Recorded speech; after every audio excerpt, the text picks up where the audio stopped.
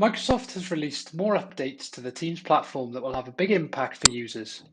The updates include new features to better support speakers in meetings, as well as enabling far better collaboration through the Microsoft Teams platform. So I'm going to talk about a few of the updates that have been released. The first one is speaker attribution, and one that I've been waiting on personally for quite some time. There's been too many occasions recently on Teams meetings where I've had to ask people to repeat themselves because of either noise in the background, some sort of dog barking, or their connection has been interrupted. And we've had to go back and forth a few times, which kind of slows the meeting down a little bit.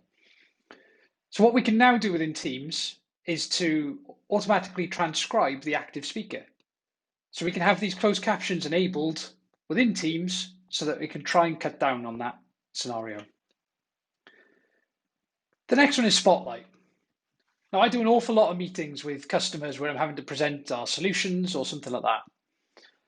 Spotlight now enables me to present the content at the relevant times that's necessary. So I can either spotlight me as an individual when I'm speaking, or I can spotlight the content that I'm presenting to try and add a different dynamic into that mix. Now, we've all been in meetings, I would have thought mostly individual meetings within your organizations, whereby you've had that noisy participant. That noisy participant can now be muted as a moderator and they can't unmute themselves, which might not be applicable in all instances, but I know certainly for a few ones, I would definitely be using it. Microsoft Whiteboard.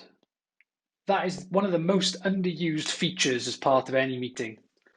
Now, for me, I'm quite a visual person. So Microsoft Whiteboard is used in a lot of meetings where I can get across my points of view in visual format. This has been there for quite some time, but now we have the ability to present that whiteboard in read-only format to a wider group of users. That is quite a game changer when we're presenting solutions or having to present a non-editable version of it to other members of organizations.